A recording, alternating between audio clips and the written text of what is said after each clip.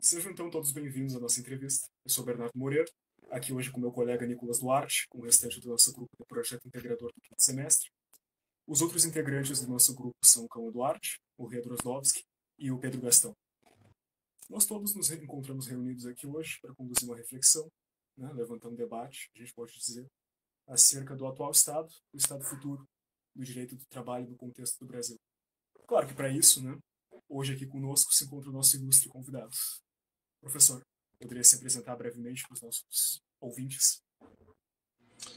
Meu nome é Vilmar Pina, sou professor do curso de Direito, sou mestre em Sociologia do Trabalho, doutor em Política Social e Direitos Humanos, e estou aqui para debater aí um assunto tão importante aí que é o futuro, né, da nosso direito do trabalho.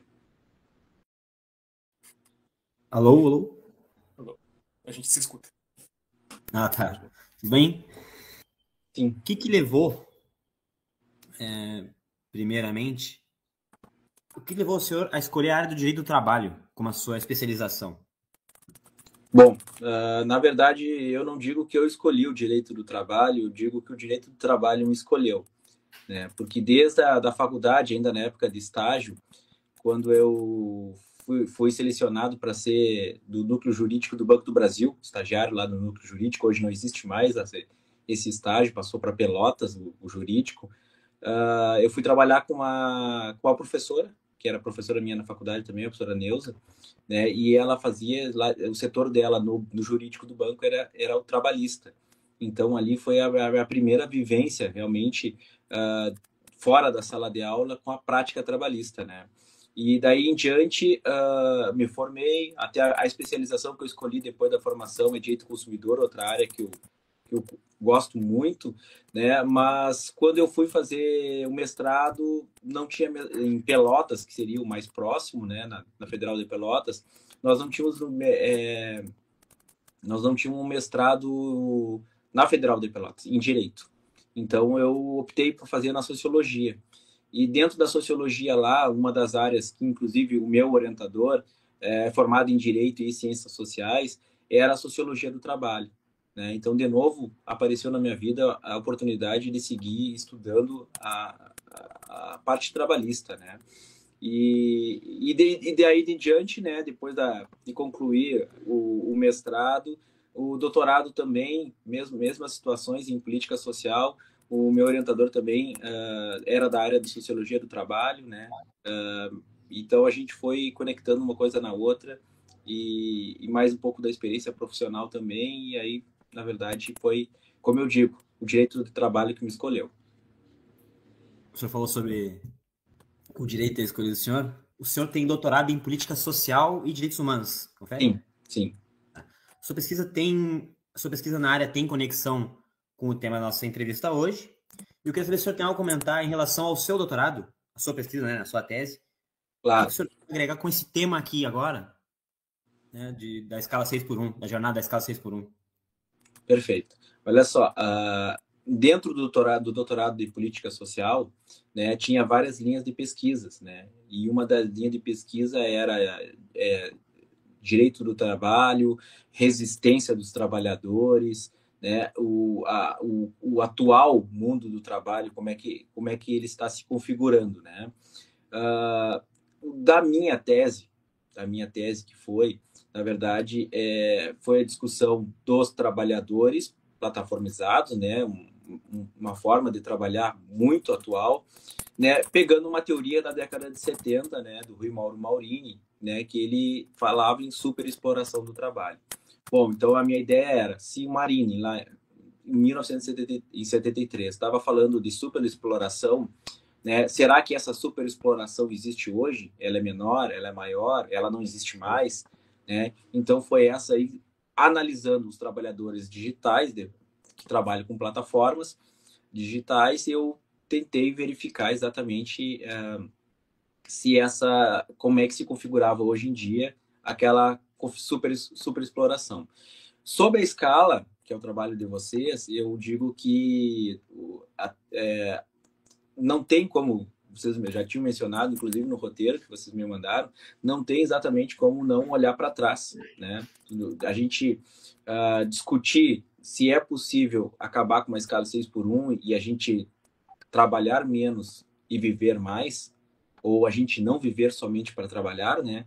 Então, eu acredito que durante a nossa conversa aqui nós vamos conseguir percorrer um caminho aí que a gente possa trazer luz, né? Trazer esclarecimento exatamente o porquê que nós estamos discutindo isso hoje em dia.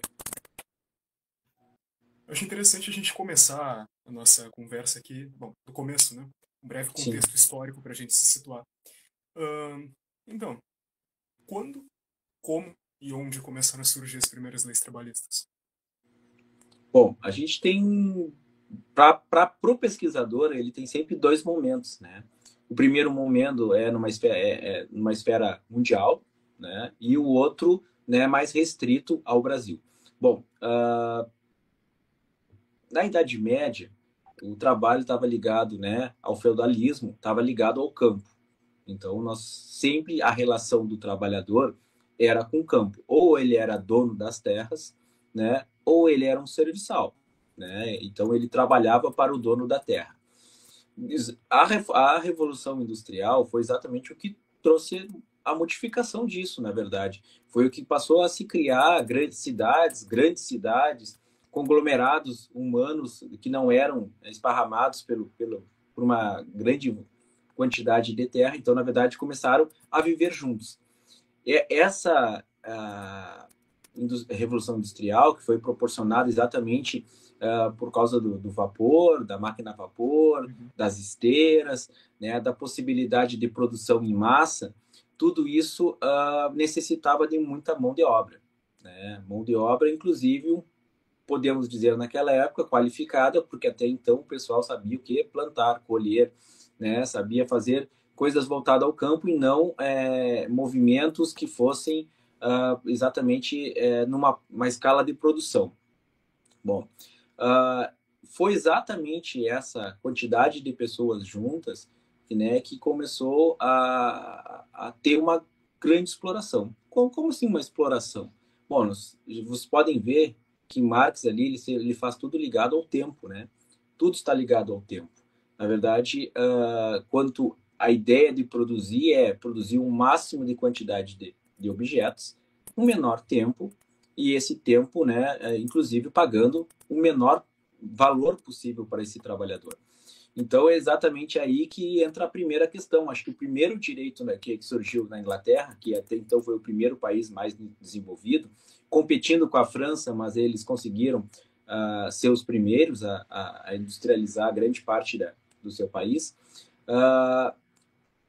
Esse tempo, na verdade, que começou a ser questionado pelos trabalhadores ingleses. Né? Então, se trabalhava 12, 14, 16 horas, trabalhavam crianças, trabalhavam mulheres também, na época que não era uma coisa comum, mas sempre as mulheres e as crianças ganhando menos. Né? Então, porque elas não eram completas, elas não eram consideradas trabalhadores completos, então eles poderiam trabalhar as mesmas horas que um homem, mas eles iam ganhar valores menores. Então, acho que a primeira reivindicação que houve, a primeira legislação que surgiu, foi a limitação de horas para 10 horas das fábricas inglesas. Então, acho que é aí que surge, e foi através de reivindicação dos próprios trabalhadores, não foi uma benesse dos empregadores, não foi uma necessidade, porque como Marx observa, eles não precisavam se preocupar com a integridade do trabalhador, com o bem-estar, com a saúde do trabalhador.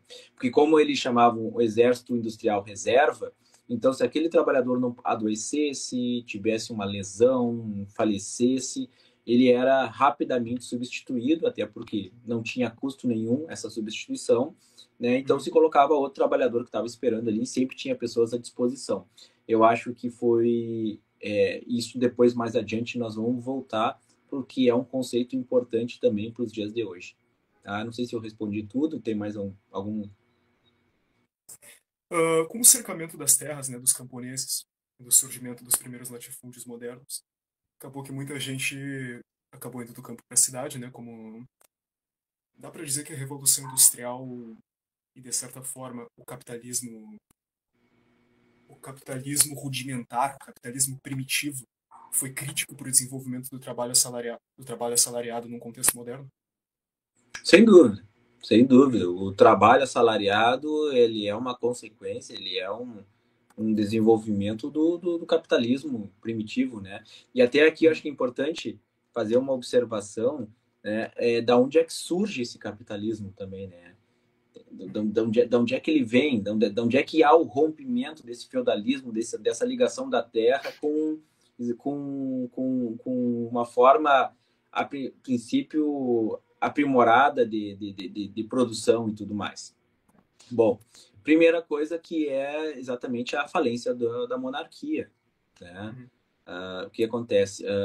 Já existia um início de uma cidade na volta principalmente dos castelos, né? Dos castelos da nobreza e tudo mais. Já começava a se criar chamavam pequenos burgos, né? Naquela região da Europa, principalmente ali perto, próximo da Alemanha. Então, e essas pequenas cidades, na verdade, elas começavam a produzir coisas muito primárias, exatamente, né? Bota, uma bota, casacos, ferraria, instrumentos de ferro, que o que antigamente tinha que ser feito no campo já era possível fazer essa compra. Bom, só que esses pequenos comerciantes, podemos assim chamar, começaram a ganhar dinheiro, né? Começaram a fazer uma diferença naquela sociedade. Então, na verdade, muitas vezes a falência do campo, por algumas crises na produção e tudo mais, e na monarquia, acabou que esses burgueses eles acabaram tendo uma boa condição financeira, né? Só que eles não tinham status social. Eles poderiam ter uma boa condição financeira, eles poderiam ter coisas materiais, mas o status social ainda continuava nas mãos, né, da nobreza. Bom, então, na verdade, esses pequenos comerciantes eles começaram a se organizar e se mobilizar para fazer pressão para que, de alguma forma, isso mudasse. Bom, outra coisa importantíssima também, eu não sei se vocês sabiam, que o que faz, não que ele tenha criado o capitalismo, mas ele auxiliou muito o capitalismo. Isso é visto lá nos estudos, na Ética Protestante de Weber. Eu não sei se vocês já estudaram, né, na escola ou na própria faculdade, né? A Ética Protestante trouxe o quê? Exatamente, ele pavimentou o caminho para o capitalismo. Por quê? Com o rompimento, né? Se a gente está falando que a nobreza estava em decadência, a Igreja Católica também se tornava enfraquecida com isso, né? Porque, na verdade, uma se apoiava na outra. E, nesse momento, há um rompimento de alguns parte da igreja que acaba criando, né, a igreja protestante. Você deve ter estudado isso na história. Aí o rei da Inglaterra queria casar novamente, e aí o Papa impediu esse casamento. Esse casamento era uma vez só. Então ele rompeu com a igreja católica e se aliou, né, a uma nova igreja que estava surgindo, os protestantes. E as igrejas evangélicas hoje são todas oriundas desse protestantismo, desse rompimento da igreja católica. E ali tem uma mudança de pensamento. Por quê? Se vocês forem olhar lá na Bíblia, o trabalho, ele é um castigo dado por Deus. Porque até então, Adão e Eva, eles tinham tudo. Eles não necessitavam plantar, eles não precisavam virar terra, eles não precisavam fazer nada, que tudo era provido, né? Então, na verdade, quando o Adão prova do fruto do conhecimento e que ele quer saber mais, né? E o castigo é dado que agora você vai ter que se sustentar pelo seu próprio suor. Tá? Então, se tu vai ter que se sustentar pelo próprio suor, tu vai ter que trabalhar agora para se alimentar, para prover as coisas que tu necessita. Né? Então, esse entendimento da Igreja Católica via o trabalho como algo não muito digno. Né? A dignidade não estava no trabalho. Aí que está a questão.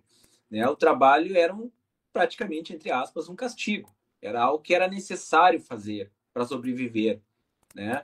E a igreja protestante traz uma forma diferente de pensar, porque ela diz que você deve trabalhar, né? O trabalho, o ditado que o trabalho enobrece o homem vem daí, dessa época, porque trabalhando tu vai ter teus bens materiais. E se tu conquistar um trabalho sério, honesto, trabalhar conquistar bens materiais, tu vai. Isso é prova que tu tá cada vez mais próximo da divindade. tu tá cada vez mais próximo da tua salvação. Então, o trabalho salvaria o homem. Então, isso...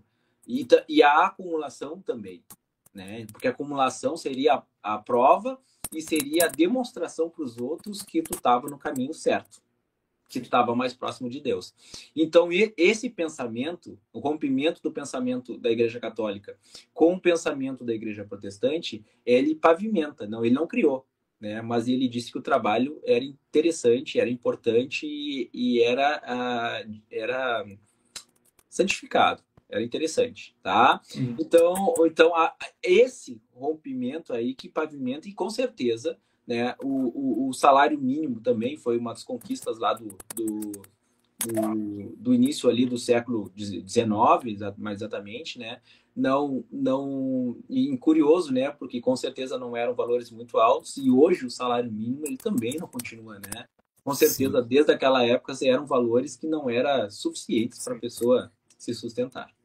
E essas conquistas, professor, que o senhor fala, elas foram concessões dos patrões ou foi fruto da pressão que o socialismo aplicava, que os trabalhadores aplicavam? Porque, assim, muitas bases do direito trabalhista que a gente tem hoje, consolidada depois da Era Vargas, são por causa dessa pressão trabalhista. Né? Que parcela é pela pressão e que parcelas são concessões, ou se não tem uma parcela? Perfeito. Fala um pouco sobre isso aí. Nicolas, isso que tu me pergunta é uma coisa muito cara para quem estuda sociologia do trabalho, direito do trabalho, porque essa é uma discussão que tem que ser respondida em dois momentos, né?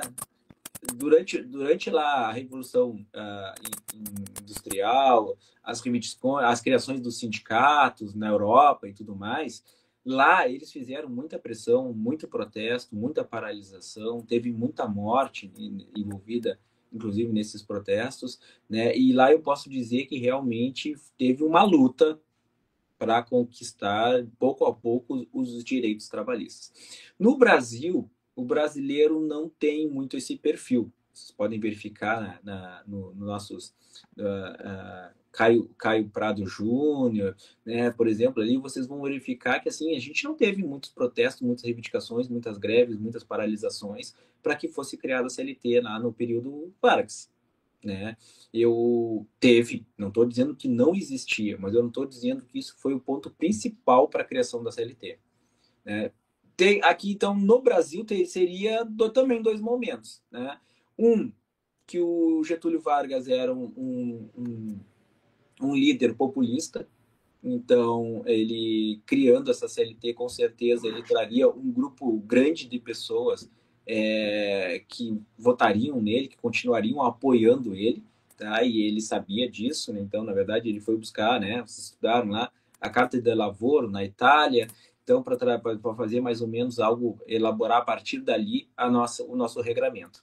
Mas, sem dúvida, a União Soviética também fez sombra aqui, com certeza, né? E antes que houvesse algum tipo de revolta, e o direito do trabalho está constantemente demonstrando que quando há uma certa pressão influenciada sobre os empregadores, eles acabam entregando alguma vantagem para esses trabalhadores, para que não haja um surgimento, né, uma revolução, algo que rompa, né, com aquilo que está dado. Então, com certeza, a União Soviética fez influência, né, exatamente na criação também. Não digo que Getúlio Vargas estava de algum lado A ou lado B, porque até como populista ele pensava, né, no lado dele, e ele não estava muito disposto a escolher um lado, mas sim também influenciou pelo que ele viu que poderia acontecer mais adiante. Então ele deu uma aliviada na pressão, né, exatamente, e trouxe, né, esses trabalhadores aí para o lado dele. Qual motivação o senhor diria por trás da CLT?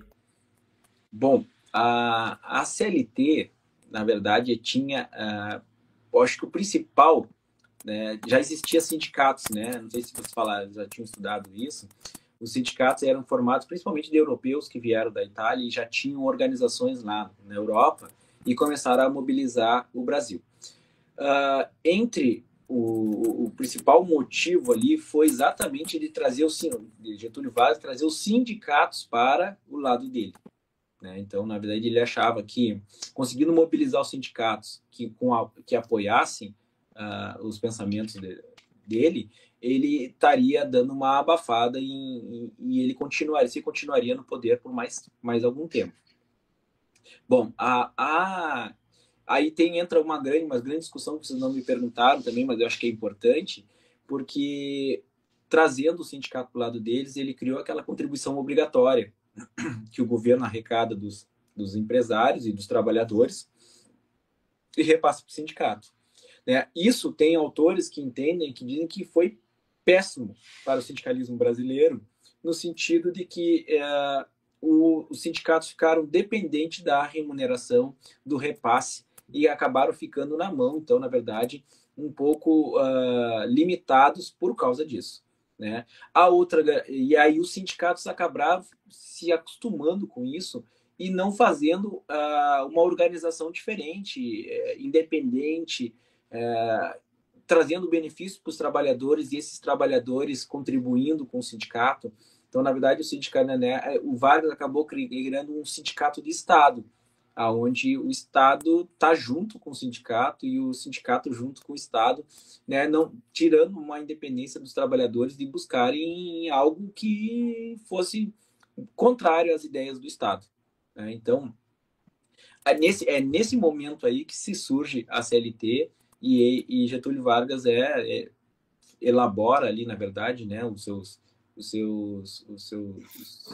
suporte ali, jurídico e tudo mais, elabora através da Carta de Lavoro da Itália esses direitos aí que, na verdade, estavam muito ligados, pessoal, isso aqui é importante.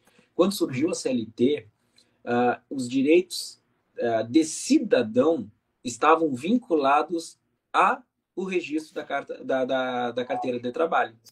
Então, na verdade, só poderia acessar alguns benefícios sociais quem estivesse trabalhando. Então, na verdade, só que, historicamente, o Brasil nunca conseguiu conceder trabalho para todos, né? Trabalho formal. Então, muitas pessoas estavam à margem, né, da sociedade, porque não eram cidadãos. O voto estava vinculado à carteira de trabalho, alguns benefícios sociais, como não existia previdência ainda, mas algum benefício do governo também estava ligado, tratamento de saúde estava também ligado sempre à carteira de trabalho. Então, na verdade, ao mesmo tempo que beneficiou alguns, colocou outros mais à margem ainda dos benefícios do Estado.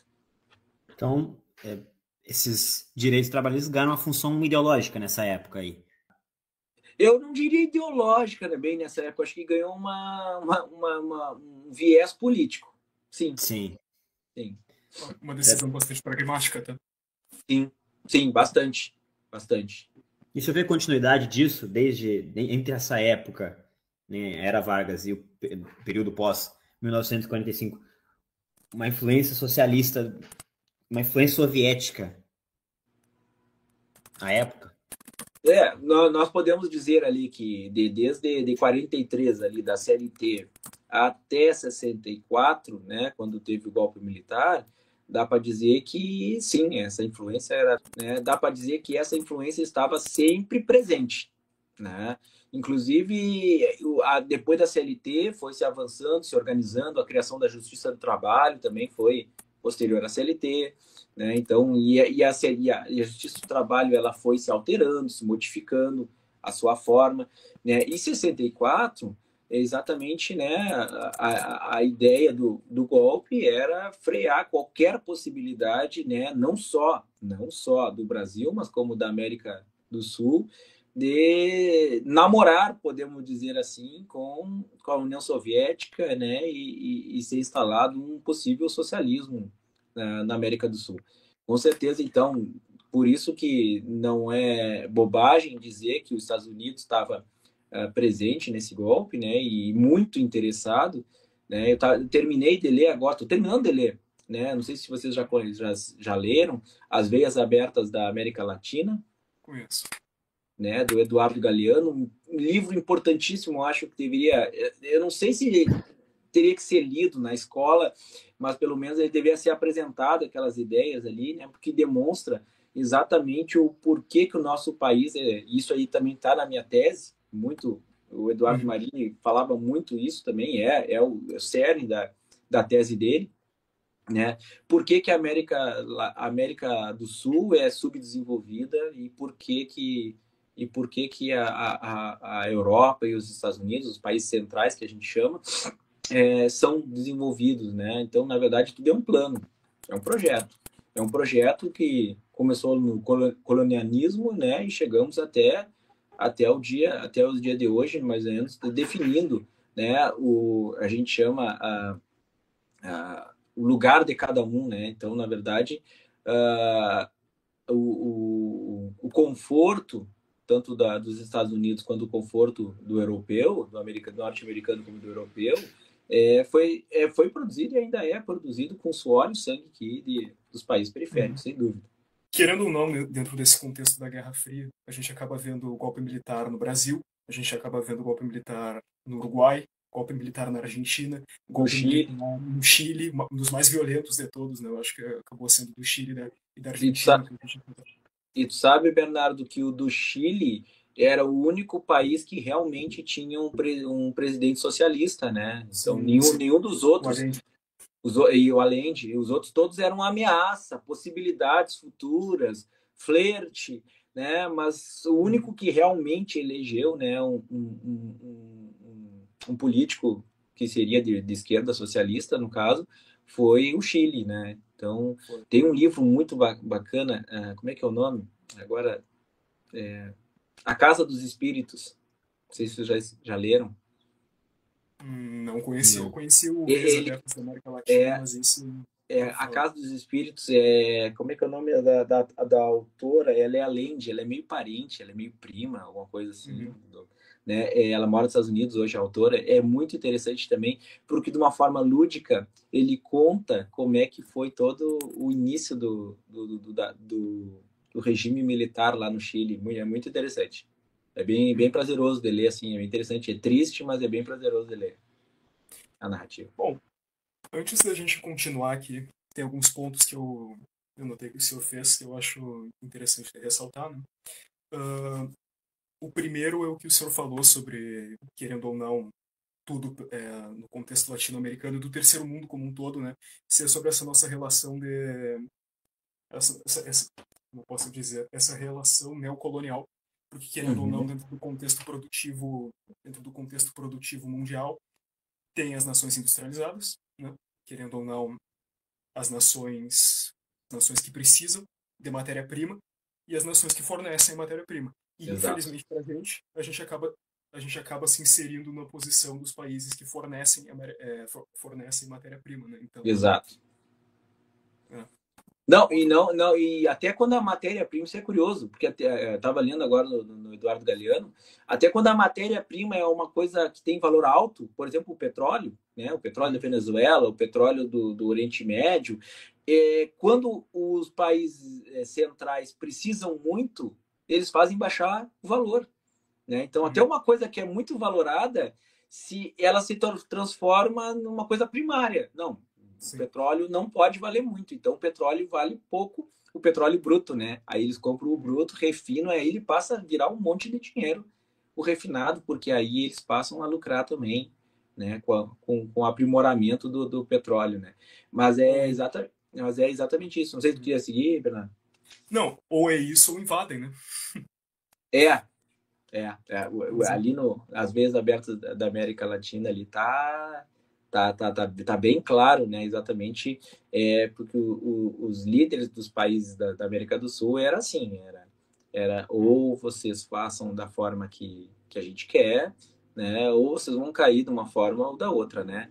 Um exemplo ali que ele traz muito bacana que eu já tinha ouvido falar, mas pouco você fala na escola, é o do Paraguai, né? O Paraguai na época da Guerra do Paraguai ali, foi o único país que estava se industrializando sem depender de dinheiro da Inglaterra ou dos Estados Unidos, principalmente da Inglaterra.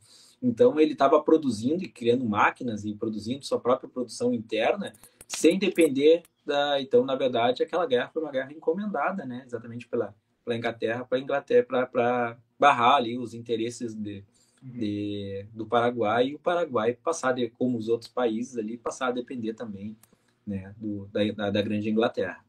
Mas uma coisa que é interessante do colonial, né, porque o colonial ele vem até o início do século XX ali, né, mais ou menos, né?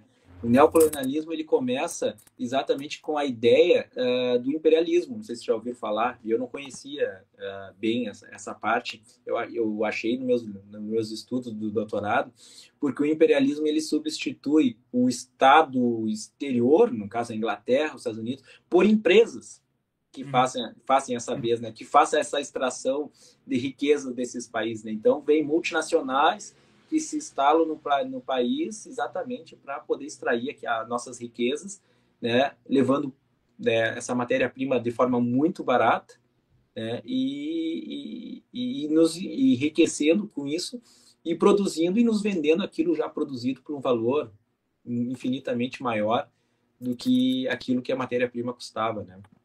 Sim.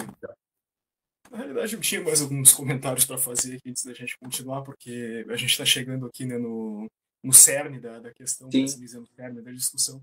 Mas o senhor mencionou também o contexto das revoluções liberais, e eu acho curioso que muita gente enxerga as revoluções liberais ali do século XVIII, começo do século XIX, como movimentos puramente populares, né, movidos só por pressão popular.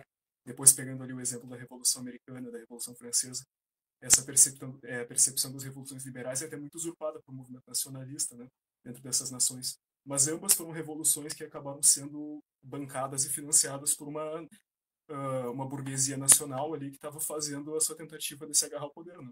Querendo ou não. Não, exato, na verdade, os grupos se uniram, na verdade, os populares também, não vamos dizer que os populares não foram beneficiados, né? O liberalismo, no momento dele, nós não podemos dizer que foi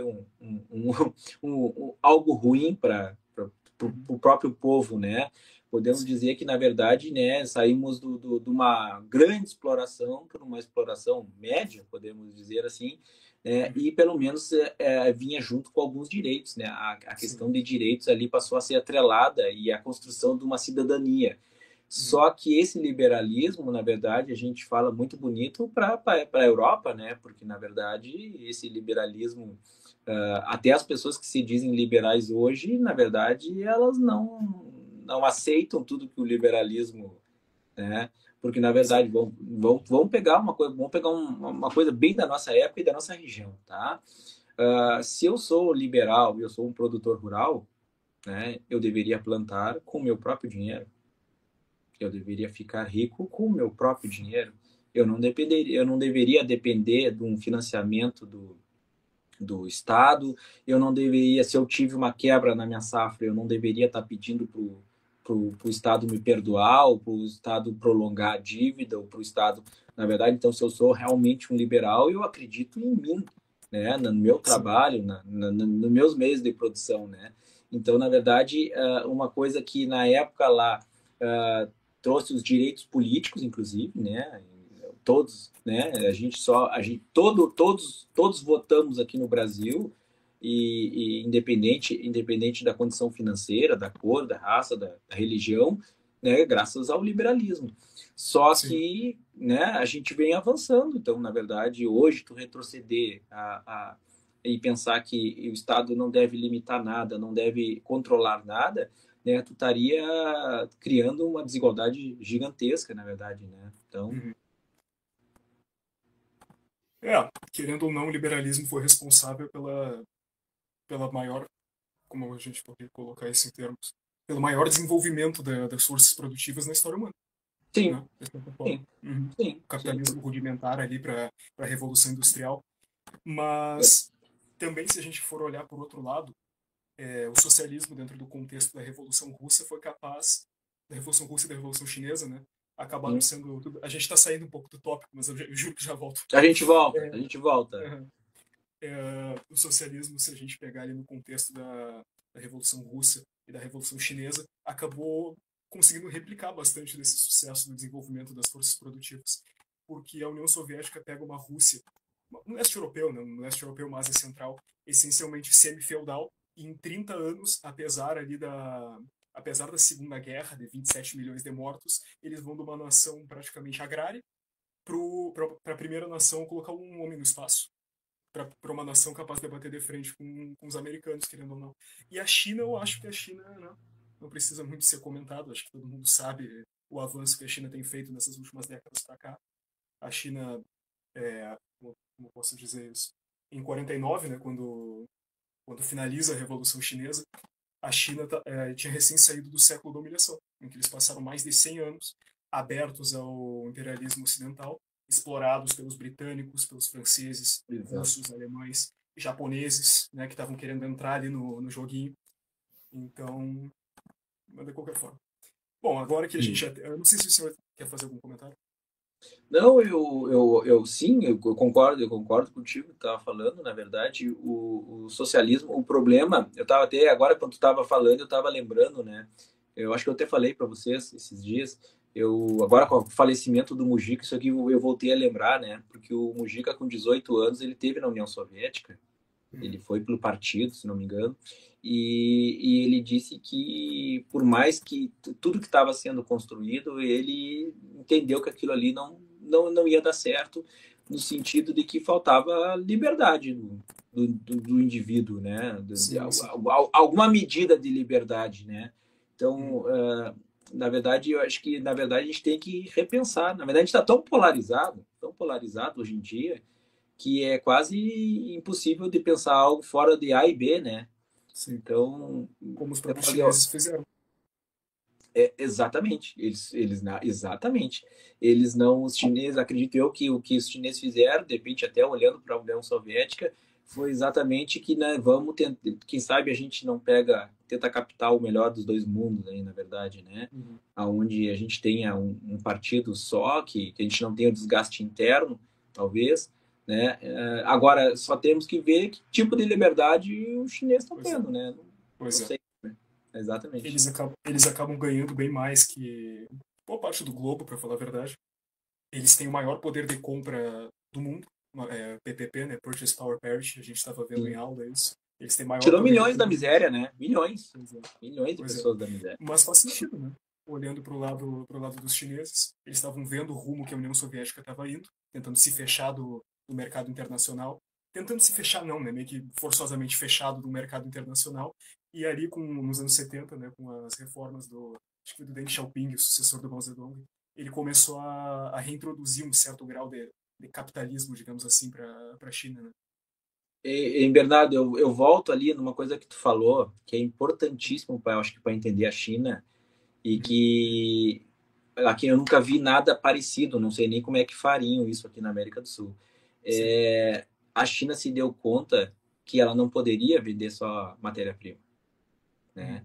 A China se deu conta que ela também não adiantava só ela se industrializar, porque ela se industrializou no início lá e a gente tinha produtos de péssima qualidade, né? A gente tinha cópias de carro, cópias de brinquedos, tudo era cópia e cópia de péssima qualidade.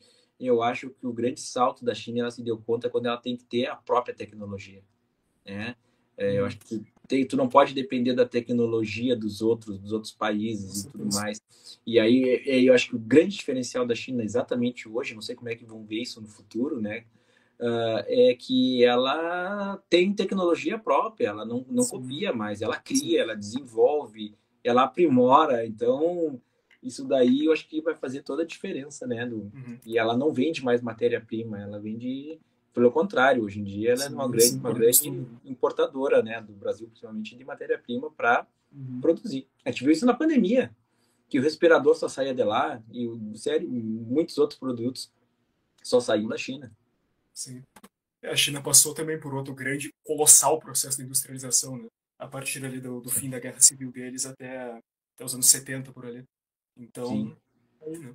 Já o Brasil, por outro lado, o Brasil vem se desindustrializando cada vez mais, né? Agora estão começando a falar assim. Sabe, eu acho que subestimaram a China, eu acho, porque na verdade o Brasil, pelo menos, a gente sempre tivemos uma vista, né? sempre tiveram de olho na gente, né? Sempre tiveram tentando podar e qualquer tipo de possibilidade, né? E a China, eu acho que ela foi meio esquecida, tá?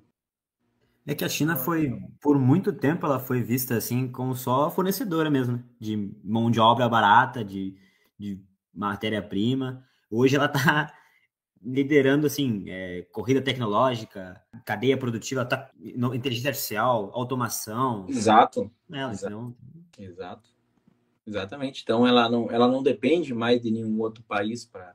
Pelo contrário, né? A gente viu aí agora na pandemia a necessidade de chips, né? De material, de muita tecnologia incorporada que dependiam da China. Se não chegasse da China, agora também nos embargos aí, nas taxas do Trump, que ele teve que voltar atrás, porque os chips não são produzidos nos Estados Unidos, então se tu taxar os celulares deles, os computadores, a tecnologia dele ia triplicar de valor dentro dos Estados Unidos. Então eles tiveram que, não, chip a gente não produz, então tira a taxa. Sim. A Coreia do Sul também buscou tecnologia própria, né? Então, na verdade, isso a gente está muito longe. A gente olhar para o Brasil, que tecnologia nós estamos gerando, desenvolvendo, né? Sim.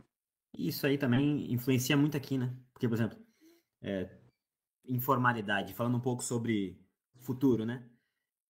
Informalidade tecnológica, principalmente. Tem muito entregador de aplicativo, tem freelancer digital, isso muito aqui no Ocidente. O direito de trabalho concebido antes para proteger trabalhador assalariado, com esse tipo de vínculo, né, tá tendo um desafio de se manter relevante nessas pautas, principalmente com essas relações que estão mais individuais, assim, estão mais fluidas, né? Com esse cenário, como é que o direito de trabalho vai se adaptar a essa reconfiguração global de produção e garantindo ainda assim proteção sem engessar, sem tirar essa autonomia, e nem inibir essa inovação desses contratos mais soltos, né? Sem engessar. Nicolas, eu acho assim, voltando ali que vocês estavam me dizendo, né, quando vocês falaram que a União Soviética influenciava, o Brasil, por exemplo, ele foi até a década de 80, mais ou menos ali, num crescente de direitos, às vezes um pouco mais rápido, às vezes um pouco mais lento, mas a gente vinha num crescente e nenhum retrocesso, só avançando. Em 80, a Inglaterra passa por uma crise, o capitalismo de tempo em tempo ele passa por crises, faz parte da natureza dele. Aí passa por uma crise e inventa um novo sistema, né, que é o neoliberalismo. O neoliberalismo, ele traz questões econômicas, mas ele traz subjetividade também, né, para as pessoas, né? Além de gasto mínimo do Estado, intervenção menor, venda de estatais e tudo aquilo que a gente conhece, que é mais comum do neoliberalismo, ele traz também uma mudança de comportamento. Né? Então, vocês podem ver que e no Brasil não foi 80, tá, pessoal? No Brasil foi em 90 ali com o Fernando Henrique. Collor começa, Fernando Henrique faz as primeiras tentativas, consegue um pouquinho, não muito. Depois entramos ali nos governos do PT, que até fui chamado a atenção na minha tese, que o governo do PT trabalhou também com o neoliberalismo, muitas práticas deles foram aplicadas, né? Foi feita a reforma previdenciária, foi feita algumas pequenas modificações também na legislação trabalhista, mas nada, né, perto de uma reforma trabalhista do Temer lá, né? Então, na verdade, esse neoliberalismo, como comportamento, ele traz um individualismo. Realmente. Isso ficou muito claro na minha tese, meus caros, no sentido de que tudo na história foi sendo criado e um foi apoiando as ideias que vinham para frente. Porque esse individualismo que o Nicolas fala aí é exatamente essencial, acho que quase impossível, se não tivesse tido esse caráter, essa forma de comportamento lá do neoliberalismo, ele não poderia, nós não estaríamos falando de entregadores, né, de moto, de motoristas de Uber, né? Então nós não estaríamos falando isso daí porque na verdade as pessoas ainda estariam pensando num coletivo, num social, de uma forma de fazer junto. Vocês podem ver um exemplo bem básico aqui, olha a falência dos clubes sociais, né? Piscina, salão, baile, essas coisas, né, são de outra época já são coisas que não tem mais volta. Os clubes sociais tudo vendendo perdendo seus prédios, porque o pessoal não participa mais. O pessoal não quer mais tomar banho de piscina coletiva. Quem pode, tem em casa. Até Né? clube de futebol agora tá ficando assim, né? E até os clubes de futebol, exatamente. Exatamente. Até os clubes de futebol estão virando empresas, estão, né? Então, eu não sei, por exemplo, assim, eu não sei o time de vocês, eu sou colorado, eu fico pensando assim, se o Inter virasse uma empresa, eu torceria para uma empresa. Né? Eu não sei se já não é uma empresa, né, entre aspas, assim, mas pelo menos, né, ela não tem um fim econômico, ela não tem, É né, social, é totalmente. ela não tem ela não se comporta ainda como né, então não tem um dono. Acho que é melhor forma de dizer, não tem dono, não tem um sócio acionista, uma coisa assim, ainda não tem, né? Mas realmente o neoliberalismo ele foi mudando o comportamento das pessoas e o reflexo trabalhista hoje é reflexo desse comportamento, sem dúvida. Uhum. Bom, o neoliberalismo, né, ele frequentemente se apresenta, ele acaba se apresentando também, como eu posso dizer, tanto ele acaba se apresentando como na mente do pessoal, muitas vezes o neoliberalismo acaba sendo visto, né, sendo entendido como a única opção, o único modo de produção que a gente, debaixo do qual a gente pode viver. Mas de qualquer forma, brevemente retornando para a China acaba sendo capitalista, mas não neoliberal, correto? Sim. Sim, exatamente. Por isso que eu acho que exatamente, eu acho que por isso que aquela hora eu falei, eu acho que ela tentou pegar o melhor dos dois mundos, eu acho.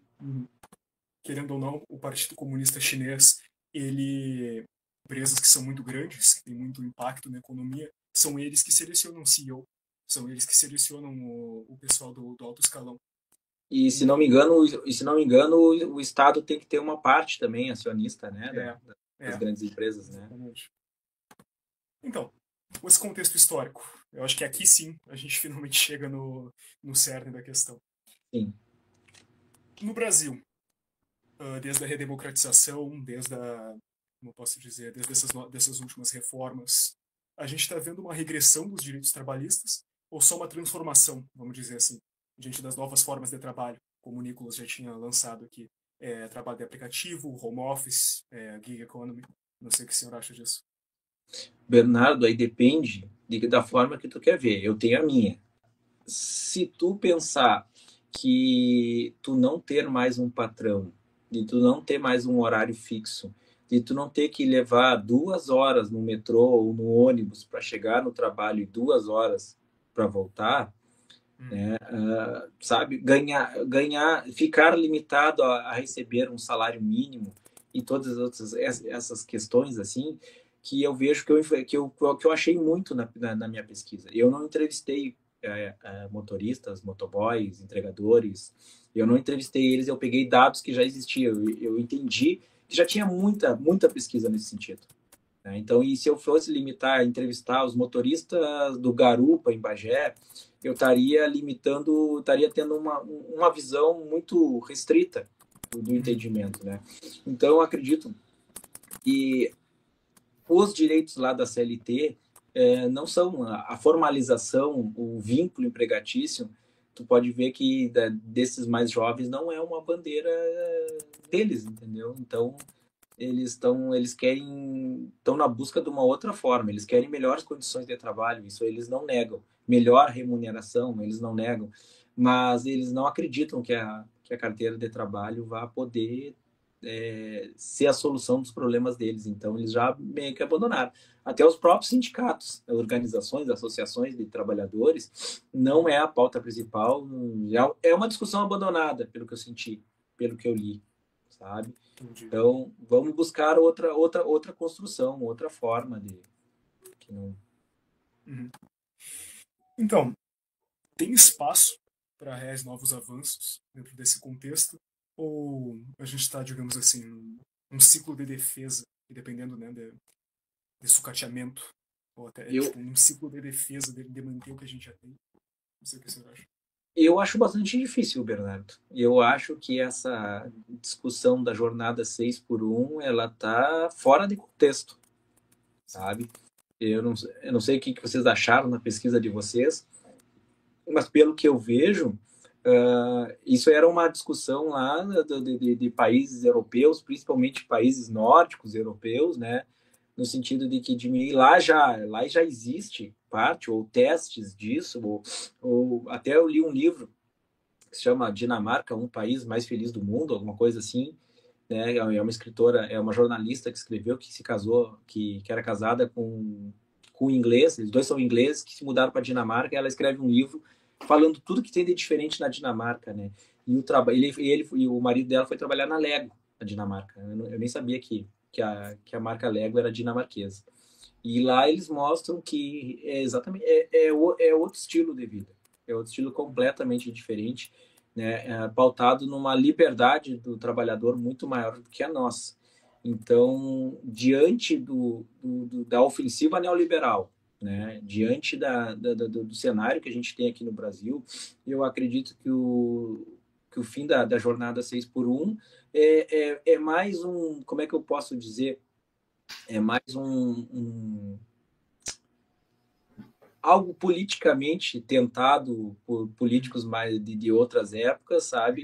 Que acredita que a CLT ainda vai solucionar os problemas e que é possível, porque, primeira coisa, eu vou fazer uma pergunta para vocês e eu mesmo responder, tá? Por que ninguém foi fazer protesto quando aprovou a reforma trabalhista? Por que ninguém saiu para as ruas? Se fosse argentino, estavam batendo panela, estavam botando fogo nas lixeiras, estavam tomando tiro de borracha da polícia. Por que a reforma trabalhista passou tão silenciosa e o brasileiro aceitou de uma forma tão tranquila? A reforma trabalhista, ela foi passada de forma relativamente silenciosa, não foi? Isso. Ela não teve muito alarde, não teve muita atenção chamada. E sabe por quê, Bernardo? Porque o povo aceitou silenciosamente, porque ela não fazia sentido para a grande maioria da população, Bernardo. Ela não faz sentido porque, assim, a grande maioria da população não sabe o que é uma carteira, não sabe o que é um emprego, um trabalho formal, entendeu? E agora a gente discutir jornada 6 por 1 é a mesma coisa, é o mesmo sentido, assim, não faz sentido para mim. Porque poucos são os beneficiados ou poucas são as pessoas que têm um emprego que poderiam ter essa jornada reduzida. Então, me parece, como é que eu posso dizer, que é lutar por alguma coisa que está fora da realidade do brasileiro. Sim, sim. Né? Eu acho que a gente acaba vivendo para trabalhar, né? E na grande maioria recebendo muito pouco, salários muito baixos. Então, na nossa região, então, fica bem evidente isso, né?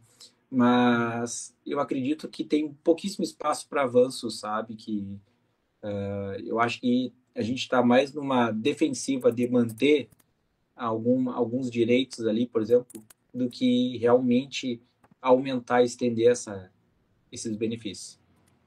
Dentro do nosso... o senhor disse que as reformas do Michel Temer acabaram não fazendo muito sentido para a maior parte dos brasileiros, mas qual foi o interesse por trás dela?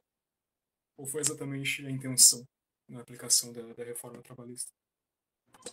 Isso é curioso, porque se tu for ver, isso aí tá lá na minha dissertação, tá no livro que eu publiquei da minha dissertação, que a ideia era modernizar a legislação trabalhista. Modernizar a legislação trabalhista. Mas modernizar, na verdade, não é... Aí, quando tu usa a palavra moderno, ela não diz se vai beneficiar o trabalhador ou prejudicar o trabalhador. Né? Na verdade, eles fizeram o quê? Eles acabaram regulamentando formas de trabalho que estavam fora da CLT. Então, na verdade, eles acabaram criando novas modalidades, novos contratos, em parte, né? Outras partes são processuais, outras partes são... Mas eles acabaram criando formas com menor responsabilidade para o empregador. Então, e a justificativa era que isso traria novos postos de trabalho, aumentaria o trabalho formal, diminuiria a informalidade. Isso já se passou, né? Deixa eu ver quantos anos, 17, 13, já está quase fazendo 10 anos já, e a gente não viu essa resposta, né? Nicolas, não sei se tu tem algum comentário, alguma Não. colocação pra fazer. Uhum. Não, o Nicolas. O que o senhor pensa sobre a atual percepção negativa da CLT entre os jovens? O senhor acha que existe, não sei, algum tipo de esforço em desvalorizar o regime? Eu estava olhando uma reportagem agora, semana passada agora, e estava dizendo que realmente os jovens eles estão pensando que, inclusive o título da reportagem era assim: se nada dar certo, eu vou para a CLT. Né? Então me parece que as velhas formas de ascensão social não fazem sentido para os atuais jovens. Por exemplo, eu fazia uma faculdade, eu vejo isso pelos números de ingresso do nosso curso, por exemplo, já não é, já os jovens já preferem fazer alguns outros cursos soltos, preferem, né, tentar trabalhar com internet, outras formas de trabalho do que tentar fazer uma faculdade e seguir um emprego mais formal, mais tradicional. Então, isso daí também, para mim, me parece que se essa falta de busca por se qualificar da forma que se qualificava antigamente, também demonstra também que eu não quero mais trabalhar como se trabalhava antigamente. Então, aqui entra em crise também, né? Não só a forma de trabalhar, como o nosso sistema de educação, que na verdade é um atrelado ao outro, um prepara, né? Um sistema de educação prepara o cidadão para poder ser um futuro profissional. E a economia, né? E eu acho que tudo isso também muito baseado na nossa economia, porque o jovem olha e diz assim: eu estou vendo ali o meu parente que trabalha, carteira assinada, e ele não está ascendendo, ele não está melhorando de vida. E o jovem tem muita pressa, né? Tem muita pressa de ter um resultado rápido. Então, o estudo também, a pós-graduação, tudo isso leva muito tempo para se formar. E o jovem quer algo mais imediato, mais instantâneo. Então, talvez seja por isso que as antigas formas de mercado de trabalho não faz mais sentido. Só que a nossa economia também não ajuda, né, para poder captar todas essas pessoas formadas e poderem Definitivamente. Uhum. Queria pedir desculpa aqui, que eu tava falando mutado antes, e porque tava tendo muito barulho, eu acabei mutando, tava falando sozinho aqui. O senhor falou sobre a questão da, sobre a questão da escala 6x1, o senhor acabou citando ali a Dinamarca, sobre não ser realista, né? Aqui, Sim. no Brasil. E eu acho que um desses motivos, eu não sei se o senhor vai concordar comigo, mas eu acho que um desses motivos é, inclusive, essa falta de diálogo efetivo também. Aqui o diálogo trabalhista aqui é muito frágil, é muito burocratizado, enquanto que em países como esses, assim, aqui as relações ficam muito mais conflituosas, eles têm uma capacidade maior dos trabalhadores e os empregadores sentar numa mesa e por meio de sindicatos, eles negociarem condições de trabalho, negociar a jornada, negociar salários, benefícios, negociar as folgas. Por que o modelo brasileiro tem menos margem para avanço?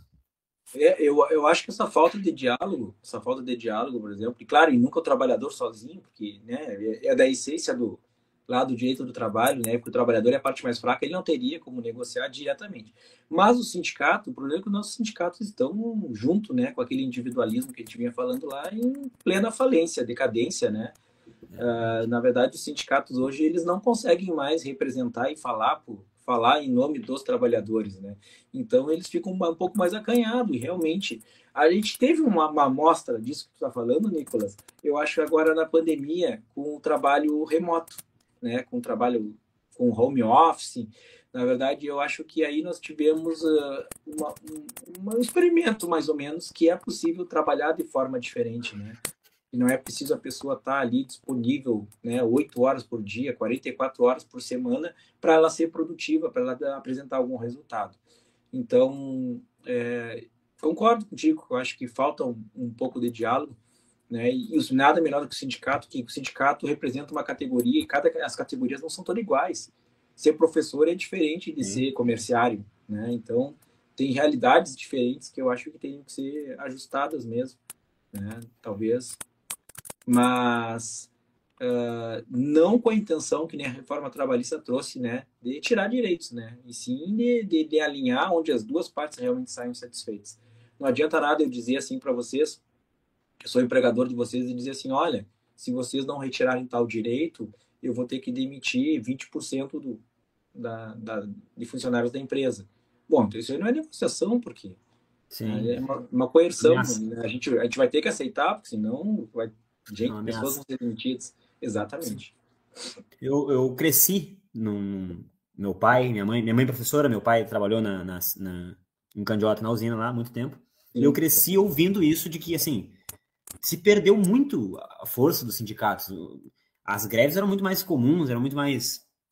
tinham mais força, tinha essa negociação, valia de alguma coisa. Hoje sente que não vale mais. Sabe, Nicolas, na minha tese dos trabalhadores de plataforma lá, era uma grande queixa deles, que eles diziam o seguinte, a gente não conseguia mobilizar as pessoas por um dia, por exemplo, era horas, o protesto deles era uma tarde, por exemplo, 5 horas de protesto, porque era muito, muito difícil manter as pessoas unidas, porque eles não se conheciam, eles não pertenciam à mesma empresa, eles não pertenciam, entendeu, ao mesmo grupo. O máximo que eles conseguiam era se comunicar por um WhatsApp, que conseguiam fazer um movimento, mas eles não eram um grupo coeso, né? Assim como tem um livrinho que se chama Eles Não Usam Black Tie, tem um livrinho que é até de um ator da Globo, até um italiano, não me lembro como é que é o nome. Eles não usam black tie, depois vocês pesquisem. E que já mostrava lá na década de 80, 70, lá, como era difícil organizar uma greve. Que sempre tinha os que queriam romper a greve, os que queriam trabalhar, os que queriam ficar bem com os empregadores. Mas hoje em dia isso aí piorou muito, porque eles não se consideram uma classe, um grupo. Né? Então, muitas vezes, eles param, mas não param todos, né? Então, muitos deles Sim. continuam trabalhando porque eles precisam daquele dinheiro para pagar as contas e tudo mais. É difícil. Se repete e se agrava, eu acho, o que aconteceu no passado. Sim. Sim. Professor, foi uma honra te ter aqui com a gente. Muito obrigado pela participação e por compartilhar com a gente o conhecimento que tem da área. Eu que agradeço a vocês, a confiança aí. Foi muito boa a conversa da tarde aí. E estou disponível sempre que precisarem aí, trocar uma. Não sei se não precisa ser um projeto, podemos conversar nos corredores também. Tá bom, pessoal? Uma verdadeira aula da história, crítica, uma reflexão sobre o nosso presente, passado e futuro.